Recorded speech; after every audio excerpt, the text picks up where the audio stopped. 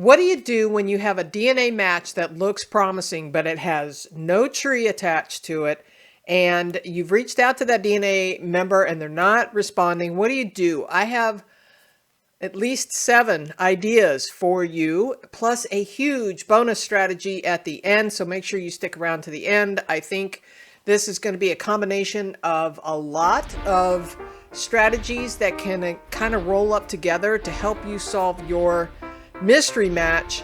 And we're going to get to it right now.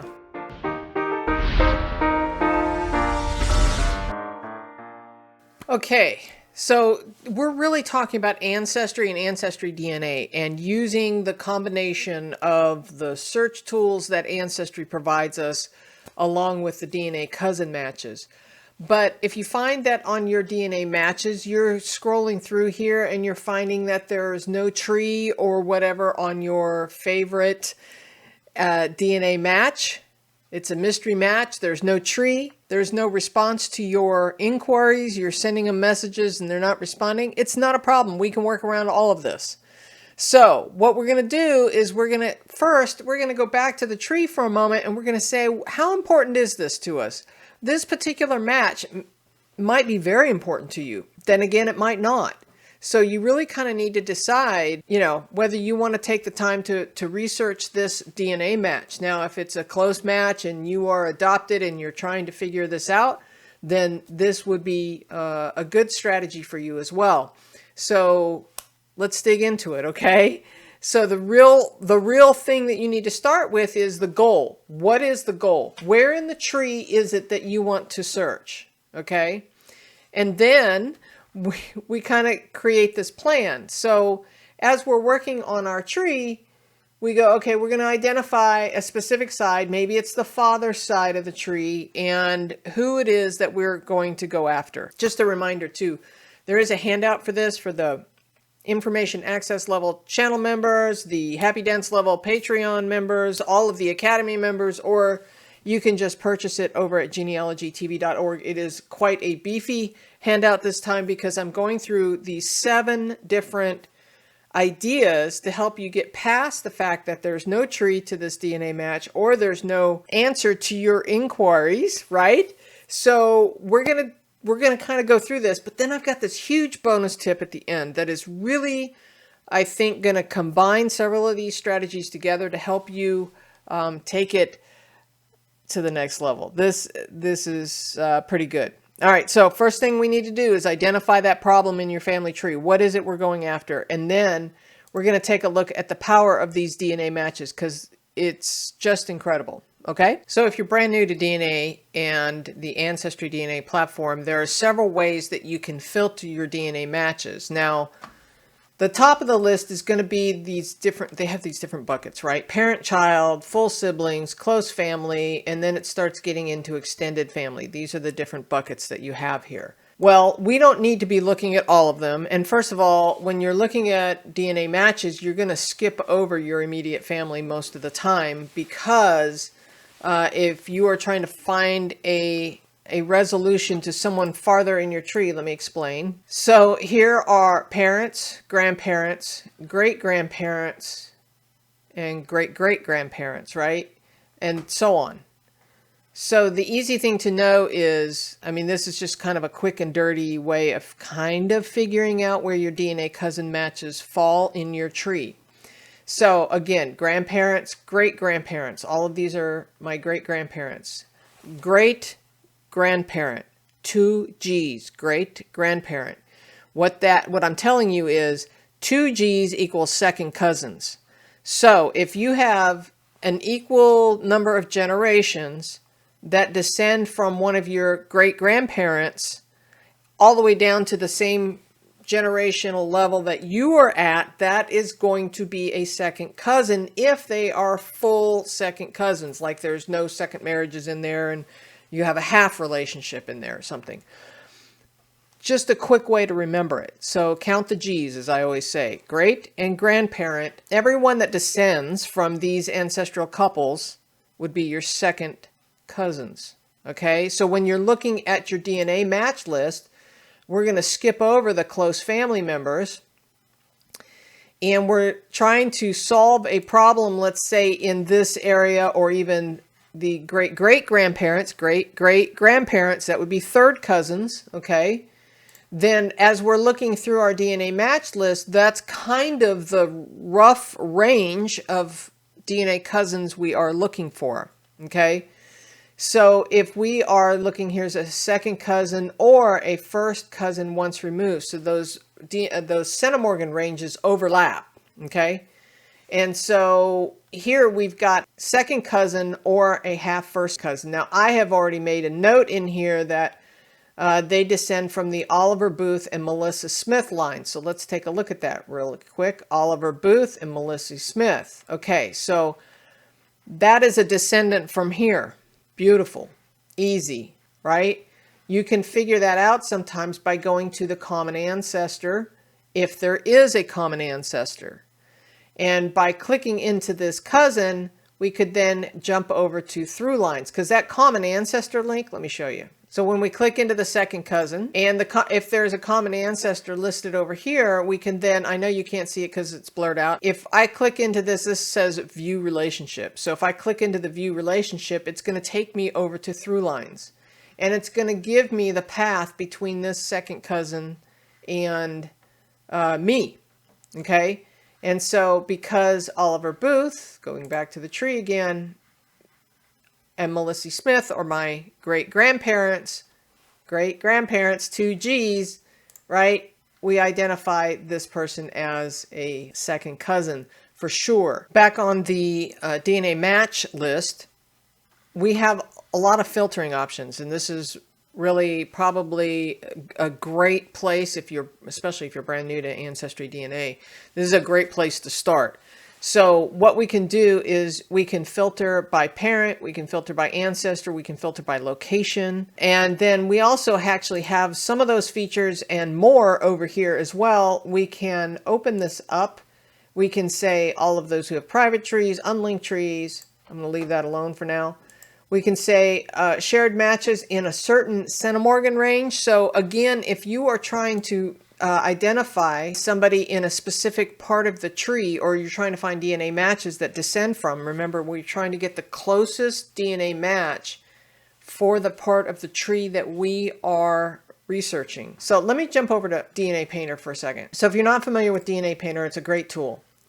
So if we want to find someone who is in that second cousin range, we can see here, because we're trying to find someone in the great-grandparent area, right? A descendant who maybe have inherited the family Bible or some other records, or may know more, have family pictures, who knows what it is that you're going after. But here we can see that the centimorgan range is 41 to 592 with an average of 229. And we've got other possibilities as well. And you can see that they overlap a little bit. So that's a great tool. That's DNApainter.com, and that is the shared centimorgan tool. If we click on this, we can see the outliers. 592 is way down here. We don't really need these outliers.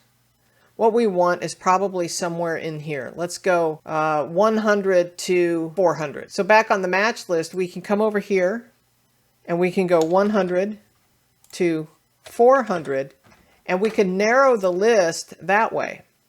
And now we have a list of possible cousins that fall into that centimorgan range. We have narrowed our list significantly. I'm going to clear the filters and show you other ways to do this. We can filter the list by parent.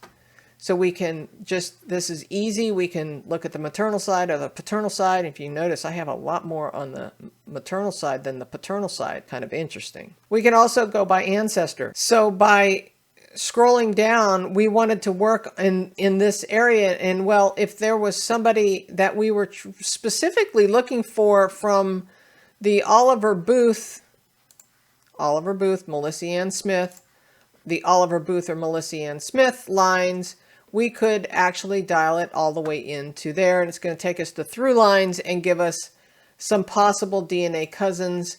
We can open this up. Word of caution about through lines. It's built on the back of other people's trees. This is member trees in combination with the genetic logical matches. So it's combining all of this data to give us this potential possible family tree. So keep in mind that this could be wrong. This is a hint feature. Don't think this is your family tree. This is, well, in my case, my family tree, but this is the real tree, not through lines. Through lines is just making a suggestion as how they think it might line up, okay? Hey, we're going to get back to that video here in just a moment, but I want to let you know that Genealogy TV has a website, a newsletter, and a Facebook page. Links for all of that are in the show notes below. All right, let's get back to it. So continuing on with the filtering idea, okay, we could also filter by location, which can be very helpful and is kind of a new feature over at Ancestry. And so you can take a look at a map, and if you know that, say you're researching the maternal side and you know that a lot of them are in Ohio, then we could start to focus in on the Ohio area and start drilling in some specific areas that our family history we know comes from that branch of the tree. So we could really start dialing it in that way as well.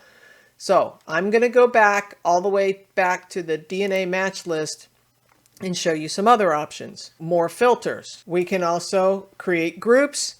There's a lot of episodes on how to do grouping. What I do is I use a map of the tree and I say, okay, I'm going to make a Herman Jensen group. I'm going to make a Booth Smith group. I'm going to make a Simmons Koss group. And when you go over to the matches, you can see the Booth Simmons group, and I've made a lot of them, and they go deeper into the tree. So as I find people, I add them to the group. So you can add and edit groups, and it takes you to this, and you could take this person and you could add them to the group with a little plus, or you can create a new group up here. That information is kind of beyond the scope of what's in the handout, but let's get back to the idea that we don't have a tree and we don't have any response from our DNA matches. So filtering is important, but I realize that for some of you, you may not completely understand what some of these little symbols are, so I'm going to quickly go over them. In the match list, you can see this says common ancestor, meaning that both of you have the same people in your family tree, and that makes it easy. So that's fine. This symbol means that they have a public tree and there are 15 people in this particular tree. This ancestor does not have a tree at all. They've taken a DNA test, but they have not linked it to any tree. They have no tree. This little one with the little dots in here means that they have a tree, but they haven't linked the DNA kit to the tree. So it may be that they forgot to do it. They didn't realize they should do it when they took a DNA test. And so they have a tree. You always want to look into those trees to see if you see any commonalities with the part of the family tree that you are looking for. Okay. And then let's see, what else do we have here? We've got the centimorgan counts, common ancestors, public trees. You might see some that say private trees. And so all of the DNA cousins that you see here either have a public tree or a private tree and are searchable. So if you have a private tree and it is not searchable, you won't see it in this list at all. So just saying. So even if someone has a private tree, sometimes you can see the common ancestor listed. So here's what I'm going to do for this demonstration is I'm going to filter. I'm going to say trees. I'm going to say private trees and hit apply filters. And what I get is a list of everyone who has a private tree. Now, what you need to understand about this is that all of these trees are searchable. If they had set their privacy settings to be unsearchable, you wouldn't see them here at all. Now, in some cases, you can even drill into the DNA match and see a through line with some people that they're showing as potential ancestors, even though they have a private tree. It's showing you the through line. So just keep that in mind, that even with all of these private trees, it's still not that big of a deal, and I'll show you more about that in a minute. But what my next point is to communicate. So if one of these DNA matches, even though they either have no tree or they have a private tree, communicate, reach out to them and see if they answer. So one of the things that you might want to do along the way as you're starting to work on some of these DNA matches specific to a part of your tree, let's say you're focused on one area of your tree and you're starting to find DNA cousin matches. Maybe you have narrowed it down to the ancestral couple like we did, right, when we filtered either by parent or ancestral couple or whatever, and you're starting to find some things, is you might want to start mapping it out. And I've been doing this lately in Lucid Chart. Now, I was doing it in Excel spreadsheets for a long time, and I have found this to actually be easier because you can grab big clusters of people and you can move them around and you can connect them. As you can see, I have taken a bunch of DNA matches and I can link them together. This is not a sponsorship by Lucid Chart or anything. I'm just telling you, in fact, this is not sponsored by anybody except for me. And so, yeah, long story short is you can grab this and you can move it around. You can make it closer. And if I want to zoom back out, I can see the bigger picture. It's like an endless world that you can just keep like adding a new person to, and then you just connect it to that person. You can put a little label in there if you want. You can say this is a test person, and I know you can't see that, but let me zoom in. So now you can grab that person and move them around, and if you didn't like the way you connected it to that person, you can disconnect it and move it to another person if you want. It's kind of cool, and then you can just delete that. Grab that, delete that. So that's Lucid Chart. It's got a free option. I pay for it because I like it so much. But for the most part, you can probably do a lot of stuff. It's pretty easy to figure out. Just make sure that when you're starting out, you make your lines with none, because otherwise it's defaulting to an arrow, which drives me crazy. So that's Lucid Chart. So why am I even telling you about Lucid Chart? Because as you start to do your research in your DNA matches and you're trying to create groups, or in this case, the circle is representing a cluster. And so when we're talking about cluster research or even fan club research, but really family-oriented DNA-related clusters, networks, then you can put these circles on here and you can actually layer them. So you can arrange them by bring it to front, send it to back, bring it forward. So I throw these big circles on the screen so that I go, okay, this is my little network. This is my little cluster of people. And then I can find DNA matches that relate specifically to those. You can do this any way you want, but it's just very versatile and very easy to use. Okay, back on the DNA list, I'm going to clear all the filters and I am going to scroll down. Actually, what I'm going to do is I'm going to create one for the paternal side. So I'm going to say parental sides. And then I'm going to say paternal, and I'm going to apply filters so I can narrow my list down a little bit. And I'm going to find a DNA match that does not have a tree, and we're going to pretend I communicated with them and they didn't communicate back. So I'm going to scroll down and I'm going to find someone that does not have a tree. Okay, so here I have a DNA cousin, 72 centimorgans, no linked tree, has a tree. So let's click into this person for a minute. And when we get here, we find that this tree has one person. This is still not a problem. I've already done this. When I click into this person, there's nobody there. It's just this guy. And so what we're going to do is we are now going to start working with this one DNA cousin to combine a lot of these strategies together. So here's what I'm going to do. I'm going to take this DNA cousin, I'm going to add him to my tree as a floating person. So how do I do that? Let me show you.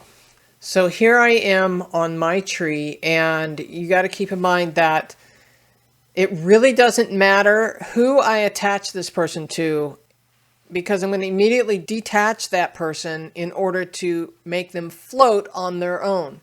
Now, the trick to this whole strategy is to make sure that you're using your main tree that your DNA is connected to, because if you were to go build a whole other tree, like actually start a new tree to play with DNA matches, it doesn't help you when it's time to connect.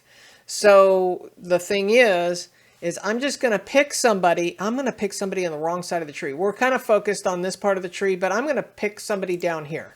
It really doesn't matter who I pick. So I'm going to add a relationship. It doesn't matter who I add. I'm going to change this and I'm going to call this person LR and I'm going to connect them. And now LR was successfully added to this. And here is that person in that tree. Now I need to do this immediately before I forget. If I click on LR, it will take me to that person's profile and it shows that they have parents. Well, this is what we need to disconnect immediately. So what we do is go to edit, edit relationships, and we immediately remove both people. Now, LR is out here by themselves. Now, what I want to do is I want to add a custom tree tag that I have created called floating tree. Now, if you don't have a floating tree tag yet, go up here and create one, okay? So I have one, so I'm going to put that on there. Why do I do that? Because when I go back to my tree, I can then go find in tree. I can filter to custom tree tags, floating tree, done. And now I get a list of everyone in my tree that has a floating tree down. Let's go find LR. Here he is right here. Okay. Now what I'm going to do is I'm going to click into LR and I'm going to see that LR is now floating by themselves. Now I had done this earlier and I was practicing with it and you can see that I've already connected a DNA kit to this person, because what I did was I went into the profile and I've also added a tag right here, a DNA match tag, by going edit, and then the DNA tags are one of those that Ancestry already provides you. So I had added this already and I had also connected this person, but let me show you. So if I had not connected this person, it would be right here. It would say connect to the tree. So then I would click on that and connect that person to, you can search your tree.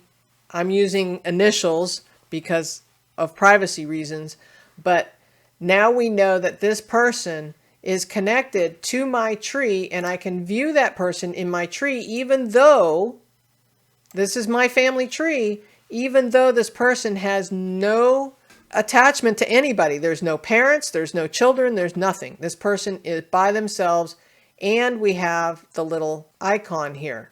And it's not going to be able to show me a through line because it doesn't have it attached to anything. There's no through line possible because there's no family tree here, really. So does that make sense? You create a floater in your tree before you try and connect the mystery match, your DNA match, to that floater. So you attach and detach immediately this person in your family tree, and then you go back into your DNA matches and you click on that person and say connect to the tree, because you've already created them in your tree. Even though they're floating out there by themselves, you can now connect that DNA match to the tree. Now we can start researching the floater and start building out the floater's tree in an effort to eventually connect the dots between you and the floater. Okay? That's what we're going to do next. Okay, just to recap real quick. Here's LR. He is floating in my tree. Here is me and LR and how we relate to each other. If I click on the Shared Matches tool, I now can see how LR relates to all of the DNA cousins that we both have in common. We both have a genetic connection with everybody in this list. So even though this is blurred out, I can tell you, these are the DNA matches that we both share in common. This is the relationship I have with all of these. So here's my daughter, my sisters, and some cousins, and so on. This column here is how LR relates to those people. So what I want to do in order to figure out how LR fits in my tree and how I'm going to connect those dots together, I'm going to search for a close match to LR to see if I can start building out a tree for LR, because LR does not have a family tree. So I need to build a tree for that person, and then I can start connecting the dots. So I'm looking down this right-hand column over here, and I'm looking and oh, there's a father. And the father has an unlinked tree. This is interesting. So I'm going to click on this person, and I'm going to open a new tab because I don't want to lose my spot. And here is JR, the father of LR. Okay, now this is interesting. So I can now connect, because I know he's the father, I can connect JR to LR. So let's connect that person. Well, wait a minute. I can't do that just yet because I haven't put JR into the tree. So let's go back over to my tree, and I could actually add JR right here. So I'm just going to type a J because we're just using initials for privacy reasons. And I'm going to hit save. And now I have JR here as the father of LR. Okay, we're making progress. So now back on JR's connection to me, I can now connect to the tree, and I can come over here and I can say J space R, and there he is. I connect him, and I had a little issue just for a moment, and it was because I needed to refresh this page so that the parent would show up over here. So once I did that, I was able to then connect. So now I can view in tree. Oh, he's here. And now I can see him here. So now I've got both of these DNA connections. This is LR and this is JR. Okay.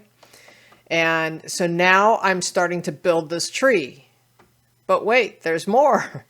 So now I can see JR has his own profile and LR is a son. So I can click on this little DNA link and get back to JR. This is JR. Now I can click on his tree, and he has 9 people in his tree. So let's go take a look. So here we are seeing JR here and some family members. Well, this looks very familiar. Karen Ferris is in my tree. This is big. Now remember, I'm looking at somebody else's tree, so I need to get back to my tree. So now back on my tree, I can add the next person. This is James. I can hit save. Now I've got that person in my tree. I'm going to change this to the horizontal view. Okay, just so you don't get lost, because I do sometimes. Here I am at the little mini floating tree within my tree. We have connected these two. LR connected to JR. JR is the father. Remember, we found him in the DNA shared matches list with LR. If I get lost, I can always click on this little icon to get me back to my match with JR. So here's JR. Remember, JR had a little tree. And looking at JR's tree, he has somebody I recognize. And his, right there, Karen Ferris, is in my tree. Since I know that Karen Ferris is in my tree, what I want to do is I want to connect. Now remember, I'm in somebody else's tree. I want to connect my little floating tree over here, my little floating tree. I need to add Karen Ferris here because she is the wife of James. Karen Ferris is the wife of James D. And now I have James D. I'm going to add Karen Ferris. Now, instead of adding a new person, I'm going to connect to someone already in my tree. So I'm going to type Karen Ferris. There she is. I'm going to hit save, and bada bing, all of a sudden it's now connected to my tree, and I'm starting to see people that are in my tree. People, this whole, let me zoom out. This whole section is from my tree. This was from the DNA connections that I originally found. So just to recap that again, found a DNA connection with no tree, or one guy didn't help me any. Then I went and clicked on the shared matches tool for LR and found the father. The father had a small 9-person tree. Then I was able to add James D from that tree and realized that in that tree it had Karen Ferris. Well, I knew Karen Ferris was already in my tree, so all I had to do was then connect it, and it ripples out, and now I have this much larger connection. Now you can see that the whole tree is connected to the rest of my family. Now, one more caveat to this whole thing. Remember that LR and JR both had unlinked trees. LR really didn't have a tree. It was himself in there. And then JR had a tree, but it was unlinked. So how do I know that JR is the same JR that's in his family tree? I don't. But you can scroll through the list of shared matches. Again, this last part is a pro tool, but is, in my opinion, worth the investment because of this feature. So as I'm going through this list, I can find a close relationship to JR that has a family tree that I may be able to find that person in the family tree and confirm my relationship. So even though that was an unlinked tree, I am very confident that that is the same person. And so I can then start working on building out my tree that way. But you can always confirm it because we have a long list of DNA matches now that are available to us as the database continues to grow.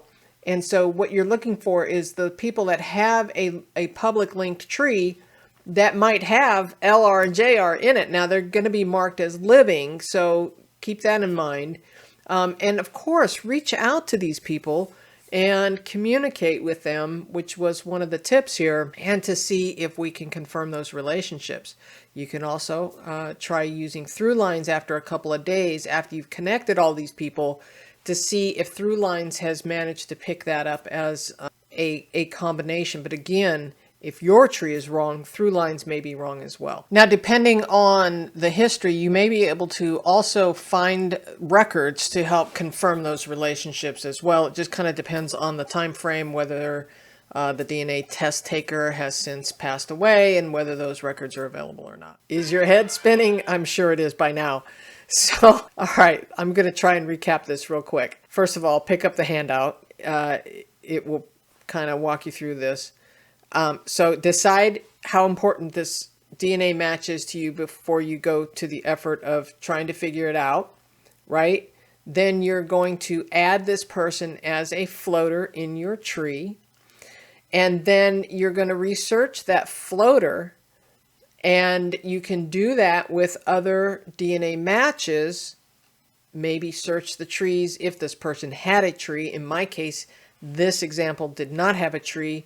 And so I used the shared matches tool, which is a pro tool. That's that add-on feature. But in this case, it was so worth it because I was able to find the father of my DNA match. Then I was able to drill into the father who happened to have a tree, and I was able to start using that. Now keep in mind, you can do a lot of this without Pro Tools just by the way you filter your DNA matches and exploring their trees. However, if you want to start to see the relationships between the DNA matches, you need Pro Tools. Ancestry is not paying me to do this. This is not sponsored by them. I'm just telling you, this is the power of that shared matches list now that they've upgraded it to show the relationships of not only your matches, not only the relationship for you to your matches, but also how the matches relate to each other. So yeah, it's incredible. So this is the kind of stuff we talk about at the Academy all the time. If you want to join the Academy, there's a link on the screen, and we'll see you in the next video.